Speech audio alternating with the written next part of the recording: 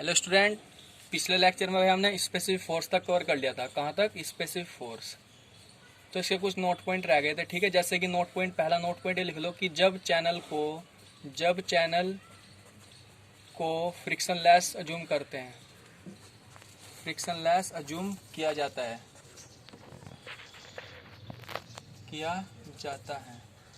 तो उस केस में जो फ्रिक्शन था, जो पानी तथा चैनल के बीच में जो फ्रिक्शन फोर्स था वो क्या होता है? जीरो हो जाएगा। ठीक है, जो पानी और किसके चैनल के बीच में जो क्या था फ्रिक्शन था वो क्या हो जाएगा? खत्म हो जाएगा। तो एफ का मान क्या हो जाएगा? जीरो हो जाएगा। अगर दूसरा पॉइंट, इफ चैनल हॉरिजॉन्टल, अगर चैनल क्या हो? हॉरिजॉन्टल हो तो जो डब्ल्यू साइन थीटा का जो कंपोनेंट था वो क्या हो जाएगा? जीरो हो जाएगा इस केस में। ठीक है, तो इस केस में क्या होगा? देखो, मैं जब दो सेक्शन लूंगा, ये क्या हो गया? चैनल हो गया। ये क्या हो गया? चैनल का बेड हो गया, माना पहला सेक्शन हो गया। ये पहला सेक्शन हो गया। कौन सा हो गया? दूसरा सेक्शन हो गया। तो माना यहाँ पर जो प्रेशर फोर्स है कितना है? P1। यहाँ पे प्रेशर फोर्स कितना? P2। तो चेंज इन मोमेंटम फ्लक्स कितना हो जाएगा? M2 माइनस के M1। कितना हो जाएगा? P1 माइनस के P2 नहीं हो जाएगा भाई? यहाँ से आ गया भाई यहाँ तक समझ में? चलो बहुत बढ़िया। अब देखो ये कितना हो जाएगा? P1 प्लस के M1 हो जाएगा। कितना हो जाएगा? P2 प्लस के M2 हो जाएगा। ठीक है, अगर हम गामा से भाग देते दोनों साइड तो कितना हो जाएगा? P1 प्लस के M1 बटे गामा बराबर क्या हो जाएगा? P2 प्लस के M2 बटे गामा बराबर कांस्टेंट। तो ध्यान रखना भाई, स्पेसिफिक फोर्स का मान फ्रिक्शन लेस तथा हॉरिजॉन्टल चैनल के लिए क्या होता है? कांस्टेंट होता है। इस पूरे टर्म को क्या बोलते हैं? Specific force.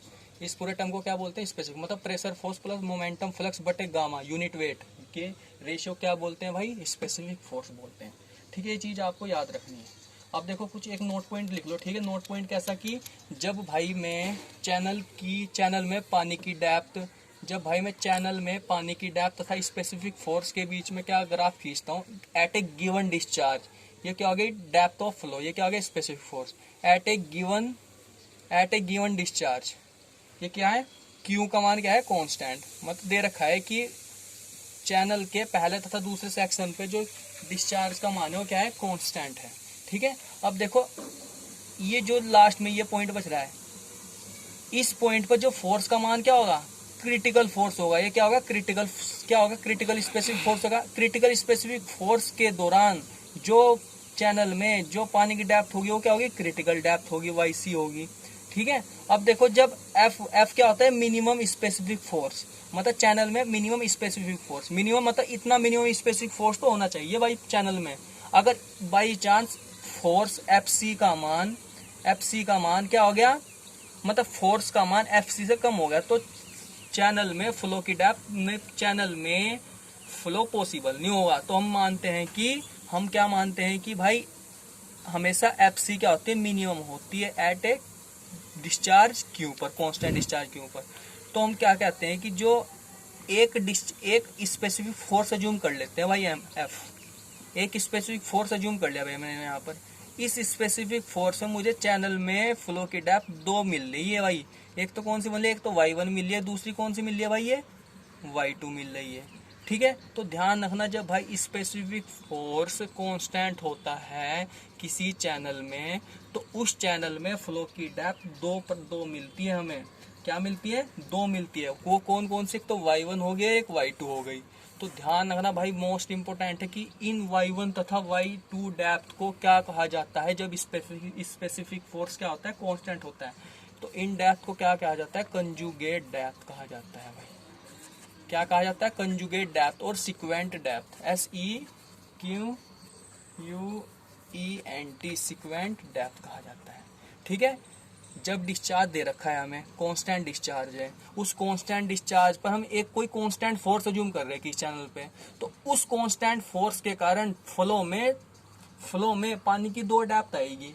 उन 2 डेप्थ को क्या कहा जाता है? Y1 Y2 कहा जाता है। और उन डेप्थ का क्या नाम होता है? कंजुगेट डेप्थ बोलते हैं और सिक्वेंट डेप्थ बोलते हैं। मोस्ट इंपोर्टेंट है भाई, बहुत बार पेपर में आ चुका है ये। ठीक है, अब देखो एक चीज और देख लो। यहाँ पे क्या है कि गिवन मतलब गिवन डिस्चार्ज पर स्पेसिफिक फोर्स का मान कितना मिल रहा है भाई मुझे? यहाँ पर स्पेसिफिक फोर्स का मान मिनिमम नहीं मिल रहा। तो इस प्रकार के फ्लो क्या कहेंगे? क्रिटिकल फ्लो कहेंगे। क्रिटिकल फ्लो के लिए एफ आर का मान कितना होता है भाई 1 होता है।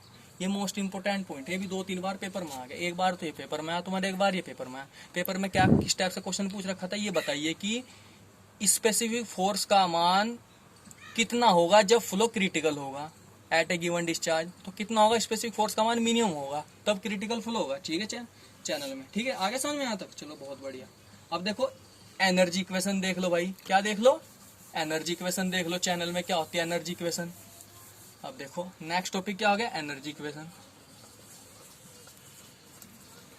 एनर्जी इक्वेशन है टोटल एनर्जी इक्वेशन लिख देंगे भाई हम इसमें, ठीक है। टोटल एनर्जी इक्वेशन आपको पता है, माना मेरे पास क्या है भाई, एक चैनल हो गया, ये वाला चैनल, ये क्या होगा चैनल का बेड हो गया, माना वाटर सरफेस होगी, वाटर सरफेस एलिवेशन हो गया।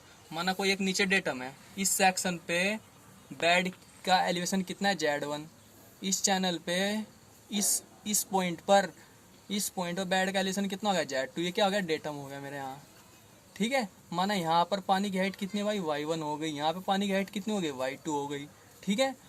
माना पहले सेक्शन पे पहले सेक्शन पे काइनेमेटिक हेड कितना हो गया V1 स्क्वायर अपॉन 2G हो गया, इस वाले पे कितना होगा V2 स्क्वायर अपॉन 2G हो गया। तो पहले सेक्शन पर अब देखो ये तो है नहीं कि भाई यहाँ पे टोटल हेड ये V2 स्क्वायर अपॉन 2G होगा भाई, थोड़ा तो डिस्चार्ज थोड़ा कम ही होगा यहाँ दूसरे सेक्शन पर, वो किसी कारण होगा, इसके फ्रिक्शन के कारण होगा। तो जो ये एनर्जी, जो टोटल एनर्जी जो लाइन है ना भाई, ये टोटल एनर्जी लाइन स्ट्रेट ना आगे क्या होती है थोड़ी स्टेप से आएगी। अब देखो ये क्या था पूरा हॉरिजॉन्टल, तो ये इसके बीच में क्या हो गया, ये हेड लॉस हो गया HL, इसको क्या बोल देते हैं HL। तो देखो पहले सेक्शन पर टोटल एनर्जी लाइन कितनी हो जाएगी, डेटम हेड Z1 प्लस के प्रेशर हेड क्या हो गया Y1 हो गया, प्लस वेलोसिटी हेड को भाई क्या बोलते हैं काइनेमेटिक हेड ही बोलते हैं, इसको क्या बोलते हैं काइनेमेटिक हेड होगा। तो कितना होगा V1 का स्क्वायर अपॉन 2G हो गया, ये क्या होगा पहले सेक्शन पे हो गया। लेकिन अगर दूसरे सेक्शन पे देखा जाए हमें, दूसरे सेक्शन पे ये क्या हो गया पहले सेक्शन पे, तो दूसरे सेक्शन पे टोटल एनर्जी हेड कितना हो गया Δ2, कितना हो जाएगा Z2 प्लस के Y2 प्लस के V2 का स्क्वायर अपॉन 2G आ गया। और हेड लॉस कितना हो जाएगा टोटल हेड लॉस HL, मतलब पहले सेक्शन पे टोटल एनर्जी कितनी है ये, माइनस के दूसरे सेक्शन पे टोटल एनर्जी 2 हो गया। तो क्या हो जाएगा हेड लॉस हुआ भाई इतना टोटली। अगर भाई कोई पूछने लगे पीजोमेट्रिक हेड क्या होता है पहले सेक्शन पे, तो ध्यान रखना प्रेशर हेड, ठीक है। प्रेशर हेड कितना हो गया भाई वहां पर आपका Y1 हो गया, प्लस डेटम हेड, इन दोनों के सम को क्या बोलते हैं भाई पीजोमेट्रिक हेड बोलते हैं। प्रेशर हेड समझ रहे हो, प्रेशर हेड मतलब जैसे हाइड्रोस्टेटिक प्रेशर होता है, हाइड्रोस्टेटिक प्रेशर क्या होता है, किसका फंक्शन होता है, डेप्थ का फंक्शन, P बराबर क्या होता है गामा मतलब वेट, यूनिट वेट गुणा Y। तो प्रेशर हेड कितना जाएगा Y बराबर P अपॉन गामा, तो इसे क्या लिख सकते हैं आप P1 अपॉन गामा प्लस के Z1, इसे क्या बोलते हैं पीजोमेट्रिक हेड बोलते हैं पहले सेक्शन पर, ठीक है। ऐसे दूसरे सेक्शन पर अगर कोई पूछने लगे तो कितना जाएगा P2 बटे गामा प्लस के Z2 बोल देंगे, ठीक है। अब देखो इक्वेशन लिख लो कंटिन्यूटी इक्वेशन मतलब पहले सेक्शन में जो टोटल एनर्जी है ना दूसरे सेक्शन पे टोटल एनर्जी के बराबर होगी भाई वहां पर, इसे क्या बोलते हैं कंटिन्यूटी।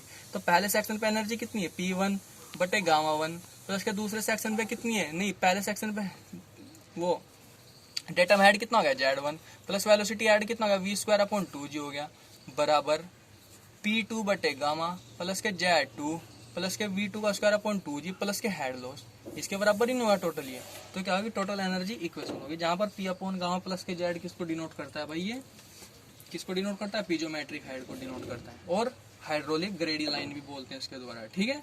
अगर कोई पूछने लगे, अगर बाई चांस कोई पूछने लगे कि हाँ क्या पूछेगा, हाँ कि टोटल एनर्जी लाइन, एक ऑब्जेक्टिव आ रखा है कि टोटल एनर्जी लाइन तथा पीजोमेट्रिक हेड को अगर हम तो क्या कर दें घटा दें, मतलब पीजोमेट्रिक हेड को घटा दे, मतलब टोटल एनर्जी हेड में से पीजोमेट्रिक हेड को घटा दे, तो कौन सा हेड बचेगा वहां पर, तो कौन सा हेड बचेगा काइनेमेटिक हेड बचेगा भाई, मतलब और वेलोसिटी हेड बचेगा, क्या बचेगा काइनेमेटिक हेड बचेगा और वेलोसिटी हेड बचेगा, ठीक है। ये आपका ऑब्जेक्टिव के पॉइंट ऑफ व्यू से था, ठीक है।